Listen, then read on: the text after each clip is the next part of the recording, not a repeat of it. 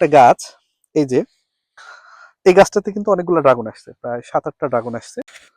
এটি আমার দেখা সব থেকে বড় ড্রাগনের বাগান। বাগানটি প্রায় 11 বিঘা জমির উপর বিস্তৃত। বাগানের ভিতর ঢুকেই মনটা অনেক ভালো হয়ে যায়। বাগানটাকে খুব ভালো করে তিনি পরিচর্যা করছেন।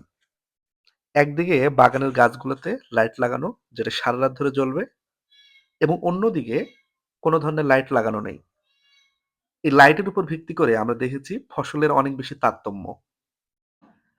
আমি আসলে ড্রাগন এর বাগানে কখনো যেগুলো লাইট দেখি নাই, লাইটিং সিস্টেম দেখি নাই। এই পাশে লাইট আছে, ওই পাশে লাইট নাই। এই পাশে যেখানে লাইট আছে প্রত্যেকটা ড্রাগন গাছে কমপক্ষে 30-40টা করে ফল আসছে, কিন্তু ওই পাশে বাতি নাই, এই জন্য কোনো একটা ফলও আসে নাই। তার মানে অবশ্যই সেটা নিষেক বা পরাগায়নের মতো কিছু একটা ব্যাপার স্যাপার, যে লাইট দিলে ফল হচ্ছে, না হলে ফল হচ্ছে না। আমরা জানি ড্রাগন খুব সুস্বাদু এবং পুষ্টিগুণ সম্পন্ন ফল।